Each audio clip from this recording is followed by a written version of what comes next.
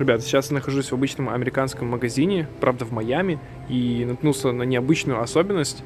Холодильник с пивом, но тут вместо просто обычного прозрачного стекла экран. И можно посмотреть сразу цену, чтобы не открывать холодильник. Как бы вроде как продуманное решение, но если бы было бы просто обычное стекло прозрачное, по сути было бы то же самое.